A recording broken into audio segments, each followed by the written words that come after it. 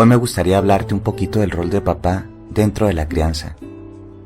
Si bien es cierto que la mayoría de los temas que tienen que ver con el niño o la niña interior y cómo trabajarlos se centran mucho en el primer vínculo, tanto biológico como psíquico, que generalmente es la madre, el padre también es un factor primordial en este proceso. La realidad es que no todas las familias cuentan con un padre o con una figura paterna. Incluso hay personas que dicen que no es necesaria. Yo pienso, pero eso es una opinión personal basada en lo que yo he trabajado a nivel psicológico con otras personas, que lo importante no es tanto la figura pater o mater, sino un sistema de contención, aceptación, cuidados, y una crianza funcional y sana. Sin embargo, cuando hablamos de familias con un modelo más tradicional, podríamos hablar de la figura de papá y mamá, y la realidad es que un gran número de familias está constituido así, y eso está bien, siempre y cuando ambos, padre y madre, puedan tener esta funcionalidad y esta capacidad de crianza medianamente sana, porque la realidad es que siempre hay como errores cotidianos que pasan, porque pues venimos a la vez mal educados en nuestras formas de ejercer la maternidad, la vinculación y relacionarnos emocionalmente de forma bonita. La figura de papá es una figura que a veces pudo estar, a veces pudo simplemente ser una ausencia, pero la realidad es que, gracias a toda la deconstrucción genérica de los últimos tiempos, podemos hablar de que muchos padres han empezado a asumir una crianza más responsable y activa de sus hijos e hijas. Es decir, no únicamente se conforman con ser los proveedores, ¿sí?, y llevar el sustento y hasta cierto punto poner la disciplina. Hablar de una paternidad más sana es hablar de un hombre también más sano. No podemos tener una maternidad o una paternidad sana si nosotros somos entes, sujetos que están transitando la enfermedad. Entre más sana sea mamá y entre más sano sean papá, mejor van a ser sus labores de crianza. Entonces, hablar de la figura del padre es hablar primero de qué tan sano era la persona que fungió como padre en tu vida. Este padre puede ser un padre biológico, uno de crianza, un tío, pudo haber sido un abuelo. Es decir, la figura pater no necesariamente es aquel que engendra, sino generalmente el varón que está más cercano en el proceso de crianza. ¿Cómo era la relación con papá? ¿Qué características tenía? ¿Había sanidad en su persona? ¿Transitada por algún tipo de adicción, neurosis o enfermedad? Todo eso va a afectar directamente en cómo pudo articular sus labores de crianza. La realidad es que muchos de estos hombres, o la mayoría, me atrevo a decir, que de los hombres, no hemos estado muy invitados a los procesos de crianza, ya sea por los estereotipos de género rígidos y también estas figuras como hipermasculinizadas, que a veces impiden a los padres demostrar cariño, ¿sí?, demostrar afecto, sensibilidad, cuidado, juegos, contención, cantar, canciones de cuna y este tipo de labores de crianza que son asociados con lo femenino. Sin embargo, la realidad es que eso es bueno, que todos los niños y todas las niñas quieren de sus padres y criadores recibir contención emocional, aceptación y, evidentemente, todo un conjunto de experiencias que lo nutran o que la nutran. ¿Qué tan nutricio fue la figura de papá? Papá tenía que estar mucho tiempo lejos, estaba en la casa.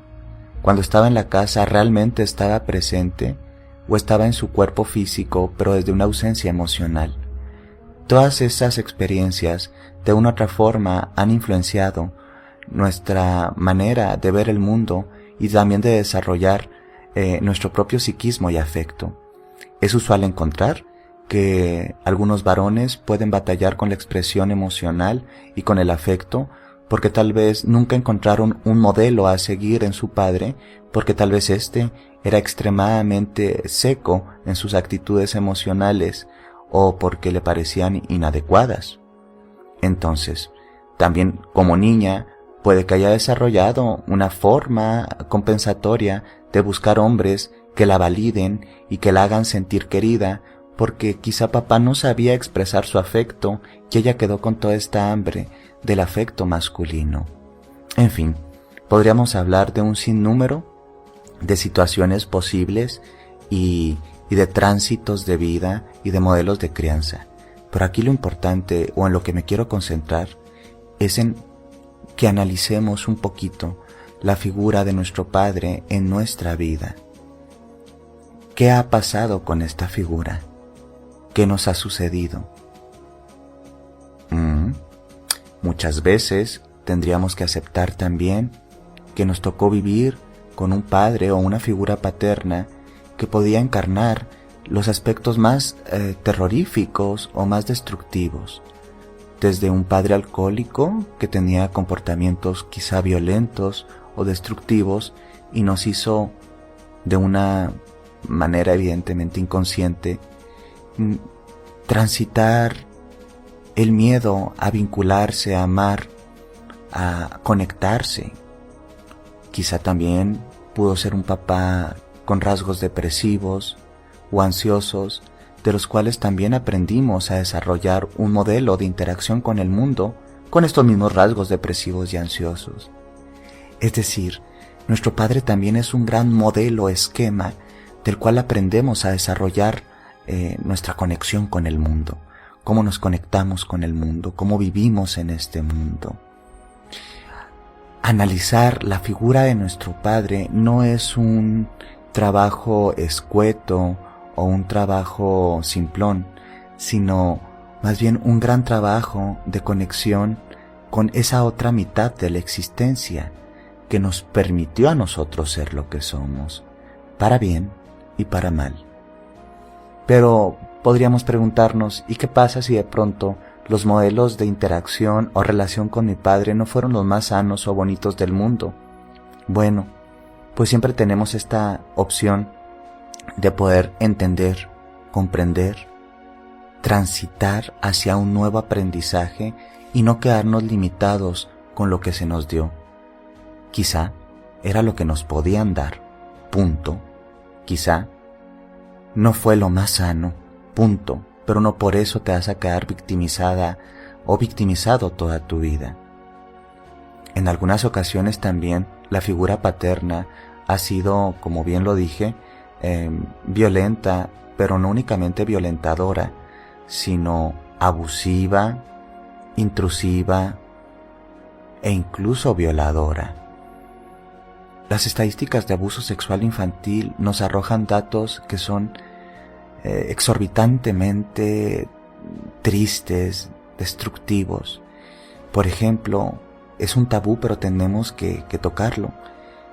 Gran parte de los niños y de las niñas que han sido abusadas o violadas lo han sido por algún familiar, y no es poco usual encontrar que es el mismo padre biológico, el padre de crianza, la pareja de la madre u otros familiares cercanos. Si esto ha sido el caso, también tenemos que entender que esta figura es altamente ambivalente, porque por un lado es el sujeto o el ser de donde vienes, pero también es el que ha desposeído, lastimado o torturado tu cuerpo. Y es usual que sientas emociones muy ambivalentes entre el amor, la culpa, el rechazo o incluso el odio. ¿Y sabes qué? Estas emociones son bien válidas, no están mal, ni deberías sentirte culpable de sentirlas. Porque, gracias a eso, a esa incomodidad emocional, puedes moverte y buscar alguna solución, ya sea psicoterapéutica o de otra naturaleza, para poder trascender y sanar el abuso que pudiste haber recibido en tu infancia. Dentro de los parámetros de una maternidad y una paternidad sana, pues es muy difícil moverse porque, como bien ya he dicho, nadie enseña cómo ser padre o madre, y menos aún cuando nosotros, como padres o madres, venimos de una crianza que a la vez no fue la más sana, porque a la vez ellos tampoco recibieron eso. Y esta cadenita de víctimas se puede, pues, vamos a decir, detectar prácticamente hasta el inicio de los tiempos, pero de nada nos va a servir estar lastimados, victimizados y replicando este sufrimiento y estas atmósferas emocionales destructivas. Entonces, hablar de modelos de crianza sanos dentro de la paternidad, ¿sí? Tendría que abrirse con el tema de la deconstrucción de géneros, sí, de los estereotipos de género, y hablar de que los nuevos hombres o los nuevos padres podrían empezar a trabajar desde los discursos introyectados de forma destructiva, como el machismo que ellos mismos o nosotros mismos habitamos como hombres. Es decir, un padre menos machista va a ser un mejor padre. Un padre que es consciente de sus propios mecanismos violentos y está dispuesto a trabajarlos es un mejor padre. Un padre que es consciente de sus propios heridas, de sus propias heridas de infancia y de sus limitaciones de expresión emocional y está dispuesto a trascenderlas, es un mejor padre. Un padre que se sabe padre, no únicamente proveedor, es un mejor padre. En fin, estos son como apuntes o esbozos o pequeñas viñetas que nos pueden servir a desarrollar mejores modelos de masculinidad y con ellos también mejores modelos de paternidad. Porque, como bien he dicho, si bien no todas las personas han tenido a su padre cerca, un gran número de personas sí, y tienen que trabajar esa parte o tenemos que trabajarla porque hay aspectos que tal vez nos hirieron y es importante no dejarlos abiertos.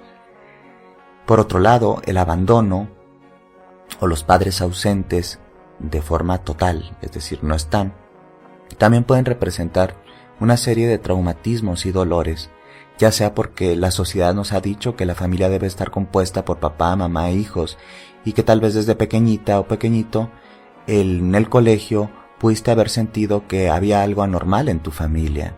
Y quizá conciliarnos con que no es que haya nada anormal, simplemente era otra forma de familia y tiene sus bendiciones y también sus errores. Explorar la figura de papá nos permite conectarnos con la mitad de nuestra propia existencia. También de ahí absorbimos o mamamos, ¿sí? Los modelos de relación con la vida y con las otras personas.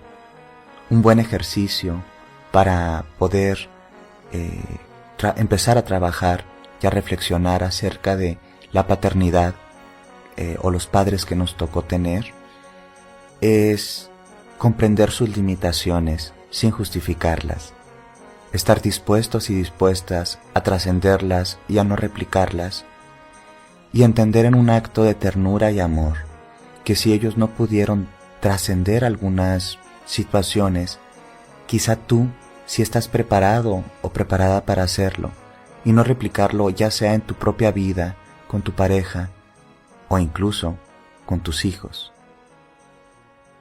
Espero que este tema sea de utilidad y me gustaría recomendarte, si quieres ahondar un poquito más en los temas de paternidad, que escuches un audio que tengo aquí hospedado también en iVoox que se llama Los Niños Perdidos.